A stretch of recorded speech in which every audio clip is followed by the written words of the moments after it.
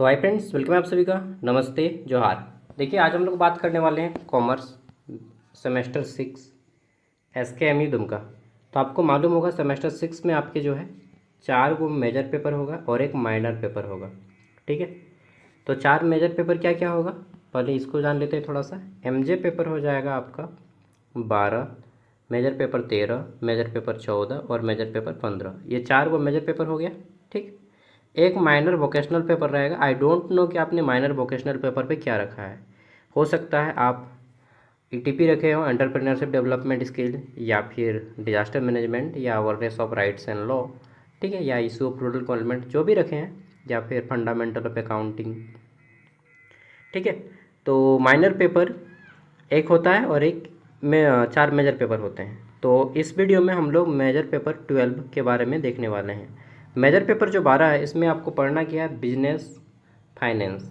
ठीक है, business finance के बारे में पढ़ना है। इसमें आपके जो यूनिट है, सबसे पहला है इंट्रोडक्शन, बिजनेस फाइनेंस के बारे में इंट्रोडक्शन है।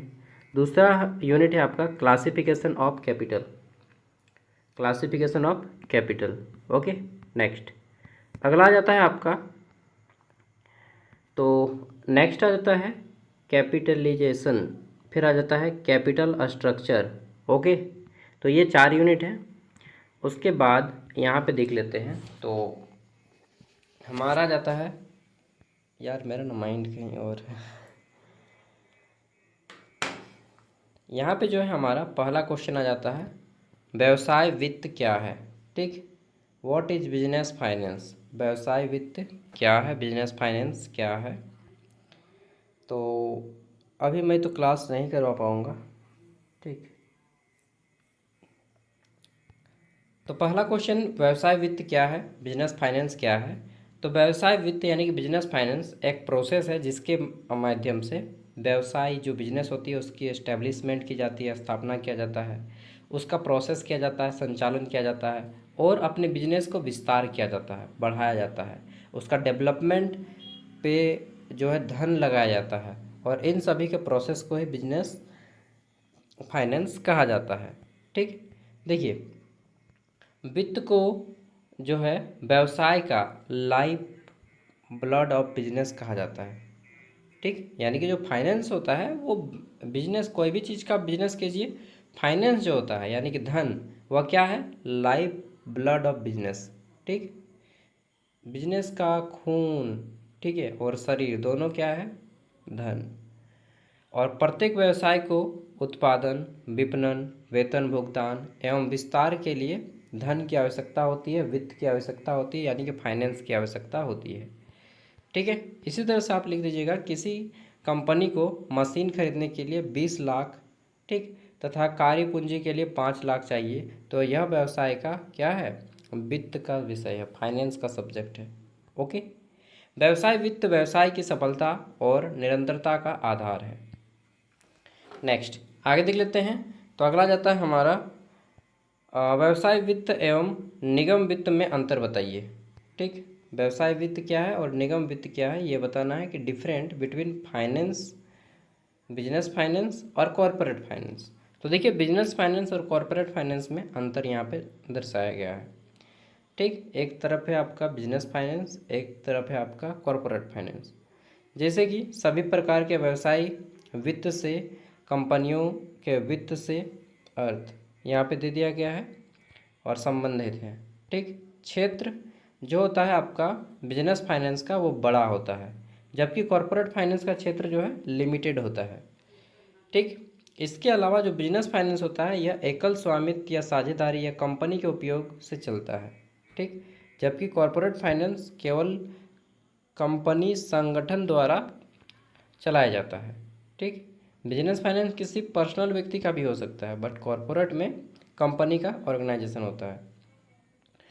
उद्देश्य वित्तीय संसाधन का प्रबंधन करना है, किसका, बिजनेस फाइनेंस का। लेकिन कॉरपोरेट फाइनेंस क्या करता है, कंपनी के पूंजी का, कैपिटल का मैनेजमेंट पर विशेष फोकस करती है। ठीक, ये सब मैं केवल छोटा छोटा दिया हूँ। फिर आ जाता है कि कॉरपोरेट फाइनेंस, ठीक, बिजनेस फाइनेंस का एक महत्वपूर्ण भाग है। ठीक, ये कॉरपोरेट फाइनेंस जो है बिजनेस फाइनेंस का ही एक पार्ट है। नेक्स्ट वित्तीय नियोजन क्या है, फाइनेंस प्लानिंग क्या है या फाइनेंशियल प्लानिंग क्या होता है। तो वित्तीय नियोजन एक प्रोसेस है जिसके द्वारा भविष्य की वित्तीय आवश्यकताओं का अनुमान लगाकर धन का व्यवस्था किया जाता है। ठीक, कि फ्यूचर में हमको इतना पैसे की ज़रूरत है तो हम अभी से ही थोड़ा थोड़ा करके अमाउंट करके जमा करें। ठीक, इसका मेन मकसद क्या होता है, धन की कमी से बचना, धन की अधिकता से बचना, संसाधन का उचित उपयोग करना। यदि कंपनी अगले वर्ष 50 लाख का विस्तार करना चाहती है तो उसके लिए पहले उसे प्लानिंग करना होगा। ठीक है, और वित्तीय नियोजन व्यवसाय को वित्तीय रूप से सुरक्षित बनाता है। ये कुछ कुछ उसी टाइप से है जिस तरह से। नेक्स्ट, अगला क्वेश्चन आ जाता है, वित्तीय नियोजन का महत्व बताइए। ठीक है, state the importance of financial planning. तो फाइनेंशियल प्लानिंग का इम्पोर्टेंट है। ठीक है, हर एक चीज़ का अपना एक इम्पोर्टेंट है। और बिजनेस फाइनेंस में इसका इम्पोर्टेंस क्या है कि यह वित्तीय संसाधनों का उचित उपयोग करता है, पूंजी की कमी या अधिकता से बचाव रखता है, व्यवसाय के विकास में सहायक सिद्ध होता है और जोखिम जो रिस्क टेकिंग होता है उसको कम करता है। जो इन्वेस्टर होते हैं यानी कि जो निवेशक हैं उनका विश्वास को भी बढ़ाता है। ठीक, इसके साथ आप फैक्ट्सली बोल सकते हैं कि सफल कंपनी जितने भी हैं, ठीक है, सफल कंपनी अपने वार्षिक बजट, फाइनेंशियल जो ईयर होता है, वित्तीय योजना से पहले तैयार करते हैं। ठीक है, और फिर बोल सकते हैं कि वित्तीय नियोजन व्यवसाय की दीर्घकालीन सफलता के लिए, लॉन्ग टर्म सक्सेस के लिए बहुत ज़रूरी है। ठीक है, आप कंपनी का एग्जांपल दे सकते हैं, टाटा, बिरला, ठीक, अडानी, जियो ना, जियो नहीं, उसको क्या बोलते हैं, रिलायंस। नेक्स्ट, अगला आ जाता है हमारा, एक अच्छे वित्तीय नियोजक की कौन कौन सी विशेषताएं होती हैं। अगर आप एक अच्छा फाइनेंस, ठीक है, बनना चाहते हैं, फाइनेंशियल प्लानर, तो या फाइनेंस प्लानिंग करना चाहते हैं तो नियोजन की कौन कौन सी विशेषताएं होनी चाहिए। देखिए, एक अच्छे वित्तीय नियोजन की, एक अच्छे फाइनेंशियल प्लानिंग की विशेषता होती है कि वह सिंपल होता है, सिंप्लिसिटी होता है, सरलता, फ्लेक्सिबिलिटी होता है उसमें, लचीलापन, बैलेंस, संतुलन मिलता है। ठीक, मित व्ययिता, ठीक है, इकोनॉमी अर्थव्यवस्था पे आधारित होती है। ठीक है, हमारी इकोनॉमी कैसी है, मिक्स्ड इकोनॉमी है। ठीक, और ये जो है आपका, इसके साथ ही आपका ये कम खर्च पे आधारित होती है, ऐसा नहीं कि बहुत ज़्यादा खर्च करते हैं। ठीक, प्रैक्टिकल बेस्ड होता है जो कि रियल लाइफ के आधारित होती है। भविष्य उन्मुख, फ्यूचर ओरिएंटेड होता है, ऐसा नहीं कि केवल आज के काम क्या है। आगे देखते हैं नेक्स्ट क्वेश्चन। तो कुछ कुछ डिस्टर्बेंस हो जा रहा है बीच बीच में। पूंजी क्या है, कैपिटल क्या है। तो देखिए, व्यवसाय में लाभ अर्जित करने के उद्देश्य से निवेश की गई धनराशि, ठीक, व्यवसाय में जो बिजनेस में है, लाभ कमाने के दृष्टिकोण से जो इन्वेस्टमेंट हम लोग करते हैं, ठीक, संसाधन को पूंजी कहते हैं। ठीक है, तो जो भी चीज़ हम इन्वेस्टमेंट करते हैं उसी को पूंजी कहते हैं, कैपिटल कहते हैं। पूंजी उत्पादन का एक महत्वपूर्ण साधन है और बिना पूंजी के व्यवसाय की स्थापना संभव ही नहीं है बिना पूंजी के कुछ भी कीजिए तो आपको थोड़ा, भले ही कम पूंजी लगे लेकिन लग सकता है। इसमें आप मशीन, भवन, नगद राशि, ठीक, कैश, उपकरणों में से किया गया निवेश पूंजी कहलाता है। निष्कर्ष में आपका जाता है, पूंजी व्यवसाय की आर्थिक शक्ति का आधार है। जो कैपिटल होता है वह बिजनेस की इकोनॉमिक पावर का ही आधार है। ओके, नेक्स्ट, पूंजी का वर्गीकरण समझाइए। Explain the classification of capital. पूंजी का वर्गीकरण कैसे करना है, तो पूंजी दो प्रकार में मुख्यतः बांटा गया है इसको। ठीक है, टू टाइप्स में कैटेगराइज किया गया है। एक है आपका अस्थाई पूंजी, फिक्स्ड कैपिटल, जिसका उपयोग भूमि, ठीक, फिक्स्ड पूंजी में आप भूमि, भवन, मशीन आदि खरीदने में करते हैं, इसको फिक्स्ड पूंजी कहते हैं। ठीक, इसमें दूसरा आ जाता है आपका वर्किंग कैपिटल, कार्यशील पूंजी। इसमें क्या है, तो इसका उपयोग हम लोग दैनिक कामकाज में जो उपयोग होता है, दैनिक संचालन में किया जाता है।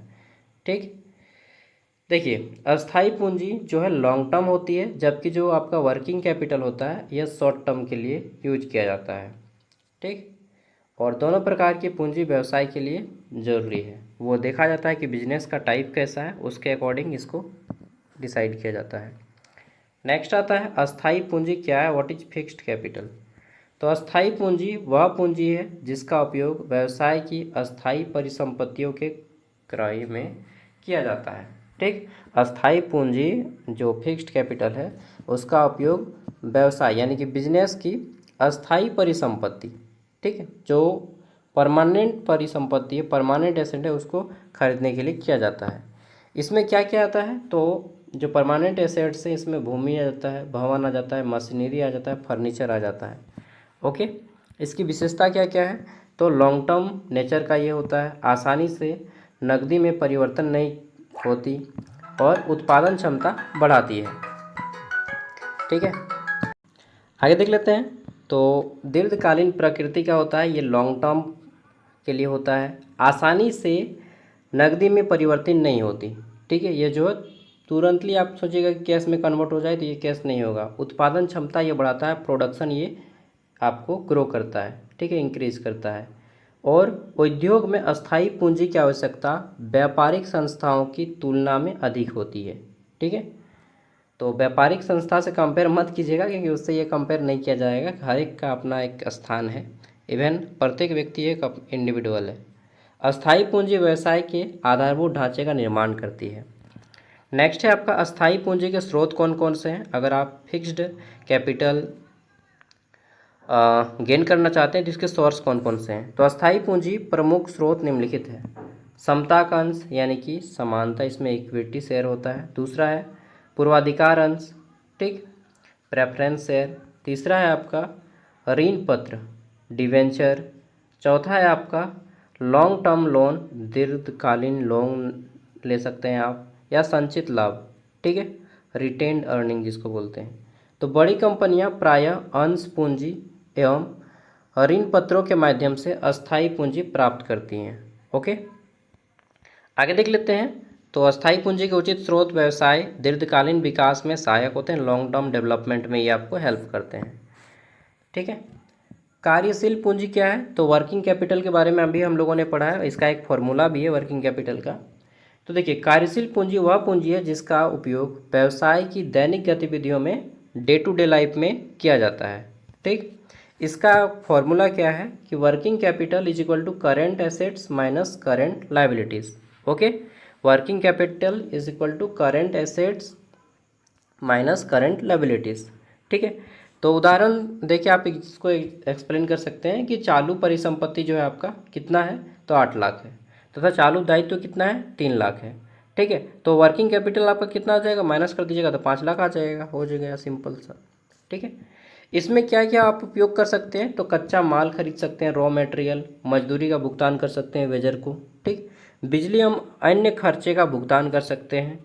ठीक, तो कार्यशील पूंजी जो होता है वर्किंग कैपिटल जो होता है व्यवसाय का क्या होता है, तो सर्कुलेटिंग ब्लड कहा जाता है, जो घूमते रहता है, सर्कुलेट करते रहता है। ठीक है, तो कौन झगड़ा कर रहा है यार तो यहाँ पे हम लोग बोल सकते हैं कि पर्याप्त कार्यशील पूंजी व्यवसाय के सुचारू संचालन के लिए अति आवश्यक है।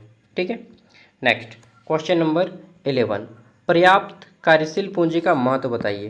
ठीक, explain the significance of adequate या सफिशिएंट, ठीक है, वर्किंग कैपिटल। तो देखिए, पर्याप्त कार्यशील पूंजी का होना बहुत जरूरी है। पर्याप्त कार्यशील पूंजी पूंजी के व्यवसाय के दैनिक संचालन को सुचारू रूप से चलाने के लिए आवश्यक होती है। इसमें महत्व क्या क्या है, इसका महत्व उत्पादन में निरंतरता बनाए रखती है, समय पर मजदूरी एवं वेतन भुगतान संभव बनाती है, व्यवसाय की साख बढ़ाती है, ठीक, और आपातकालीन परिस्थितियों का सामना करने में सहायता करती है, अर्जित लाभ, ठीक है, की क्षमता रखती है। चलिए, मैं थक गया हूँ और शुरू में ही आपको बताया था, ये पीडीएफ मैं वीडियो के डिस्क्रिप्शन में दे दूंगा, और जिनको डिटेल में चाहिए ना वो लोग ले लीजिएगा। चलिए फिर भी कोशिश करते हैं यार। पर्याप्त कार्यशील पूंजी का महत्व बताइए। देखिए, पर्याप्त कार्यशील पूंजी व्यवसाय के दैनिक संचालन को सुचारू रूप से चलाने में आवश्यक है। इसमें आपका जाता है उत्पादन में निरंतर बनाए रखना, समय पर मजदूरी एवं वेतन का भुगतान संभव बनाती है, व्यवसाय की साख बढ़ाती है, और आपातकालीन इमरजेंसी टाइम में, इमरजेंसी कंडीशन में सामना करने के लिए आपको हेल्प करती है। ओके, कार्यशील पूंजी का प्रकार क्या क्या है? तो एक होता है अस्थाई कार्यशील पूंजी, एक होता है अस्थाई कार्यशील पूंजी। परमानेंट वर्किंग कैपिटल, एक होता है टेम्पोररी वर्किंग कैपिटल। तो परमानेंट वर्किंग कैपिटल क्या है? ये व्यवसाय की न्यूनतम दैनिक आवश्यकताओं को पूरा करने हेतु पूंजी, ठीक है, न्यूनतम मिनिमम। और ये क्या है? आपका मौसम के अकॉर्डिंग, ठीक है, सीजन के अकॉर्डिंग मौसम एवं अतिरिक्त आवश्यकताओं को पूरा करने हेतु पूंजी, ठीक है। मान लीजिए बरसात का मौसम है तो कुछ एक्स्ट्रा खर्चा आएगा, किसी किसी कंपनी में आता है, ठीक है। नेक्स्ट, सकल कार्यशील पूंजी क्या है? सॉरी, ग्रॉस वर्किंग कैपिटल इसका एक अन्य प्रकार है, और शुद्ध कार्यशील पूंजी जिसको नेट वर्किंग कैपिटल बोलेंगे, ये भी इसका एक अन्य प्रकार है, ठीक है। नेक्स्ट, पूंजीकरण क्या है? What is capitalisation? तो पूंजीकरण से आशय व्यवसाय में प्रयुक्त कुल दीर्घकालीन पूंजी से है, जिसमें अंश पूंजी, ऋण पत्र, दीर्घकालीन ऋण, संचित लाभ शामिल हैं। ओके, पूंजीकरण कंपनी की वित्तीय संचालन को दर्शाता है। उदाहरण के लिए किसी कंपनी की कुल दीर्घकालीन पूंजी 20 करोड़ है तो वही उसका जो है पूंजीकरण कहलाएगा। आगे देख लेते हैं नेक्स्ट क्वेश्चन आता है पूंजीकरण के लागत सिद्धांत को बताइए, ठीक। तो पूंजीकरण का जो लागत सिद्धांत है, कॉस्ट थ्योरी, इनके अकॉर्डिंग पूंजीकरण का निर्धारण व्यवसाय की कुल लागत के आधार पर किया जाता है। इसमें क्या क्या शामिल होता है? तो इसमें शामिल होता है अस्थायी परिसंपत्ति की लागत, ठीक है, स्थापना व्यय, कार्यशील पूंजी, प्रारंभिक व्यय। अब अगला क्वेश्चन क्या है? पूंजीकरण का आय सिद्धांत को समझाइए, ठीक। Explain the earning theory of capitalisation. तो पूंजीकरण का आय सिद्धांत, इसका एक फॉर्मूला भी है, ठीक, मेन फॉर्मूला है कैपिटलाइजेशन पूंजीकरण is equal to expected earning, जो संभावित आय है, ठीक, गुने 100 बट्टा नॉर्मल रेट ऑफ रिटर्न, ठीक है। तो एग्जाम्पल के थ्रू यहाँ पे बताया गया है कि यदि अपेक्षित आय 10 लाख है मान के चलिए, और सामान्य लाभ कितना है 10%, तो क्या हो जाएगा? पूंजीकरण 10 लाख गुने 100 डिवाइडेड बाई 10, तो आ जाएगा 1 करोड़, ठीक है। ये कैपिटलाइजेशन है, पूंजीकरण है, ठीक। यह सिद्धांत आधुनिक कंपनियों में अधिक लोकप्रिय है, काफ़ी ज़्यादा प्रचलित है, फेमस है। अति पूंजीकरण क्या है? ओवर कैपिटलाइजेशन जिसको बोलते हैं। तो जब किसी कंपनी की कुल पूंजी उसकी वास्तविक आय अर्जित करने की क्षमता से अधिक हो जाती है तब उसे अति पूंजीकरण कहते हैं, ठीक है। इसमें परिसंपत्तियों का अधिक मूल्यांकन, अत्यधिक पूंजी जुटाना, कम लाभ अर्जित करना, लाभांश में कमी, शेयर मूल्य में गिरावट, निवेशकों का विश्वास कम होना, ये सब शामिल है। अल्प पूंजीकरण क्या है? ठीक है, अंडर कैपिटलाइजेशन। तो देखिए, जब कंपनी की पूंजी उसकी आय अर्जित करने की क्षमता से कम होती है तब उसे अल्प पूंजीकरण कहा जाता है। इसमें कम पूंजी जारी करना, अधिक लाभ अर्जित करना, परिसंपत्तियों का कम मूल्यांकन, ठीक है, ये सब शामिल है। इसका प्रभाव क्या देखने को मिलता है? इफेक्ट, तो अधिकांश लाभ, शेयर बाजार में मूल्य में वृद्धि, कंपनी की प्रतिष्ठा बढ़ती है, ठीक है। और एग्जाम्पल देके समझाया गया है कि 5 करोड़ की पूंजी 1 करोड़ का लाभ अर्जित करना, ठीक है, जनरल ये थ्योरी। नेक्स्ट अगला जाता है अति पूंजीकरण एवं अल्प पूंजीकरण में अंतर बताना है, ठीक है, डिस्टिंग्विश बिटवीन ओवर कैपिटलाइजेशन और अंडर कैपिटलाइजेशन। तो देखिए इनमें अंतर क्या है? तो यहाँ पे देखिए, एक है अति और एक है आधार, ठीक, दोनों का आधार क्या है? एक है अति पूंजीकरण, एक है अल्प पूंजीकरण। तो देखिए आधार क्या है? पूंजी, दोनों का। अति में अधिक होता है और अल्प में कम होता है पूंजी, ठीक है।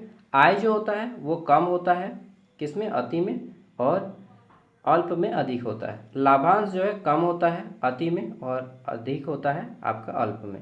शेयर मूल्य घटता है इसमें और शेयर मूल्य बढ़ता है इसमें, ओके।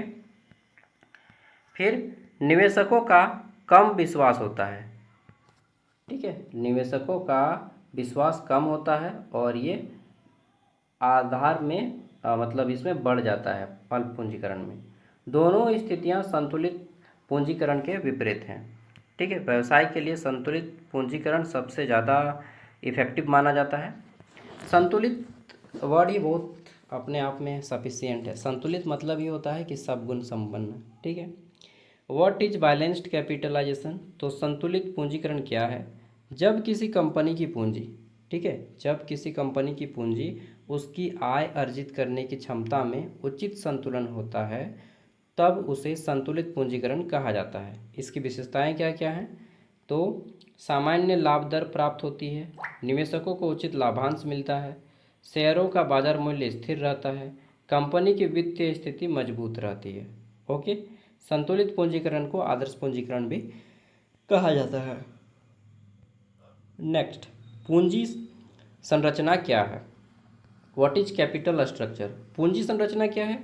तो पूंजी संरचना से आशय कंपनी की लॉन्ग टर्म दीर्घकालीन कैपिटल के विभिन्न स्रोत से है, जहाँ से हमें सोर्स में कैपिटल मिलता है, पूंजी मिलता है, जैसे समता अंश, पूर्वाधिकार अंश, ऋण पत्र एवं दीर्घकालीन ऋण के अनुपात से है।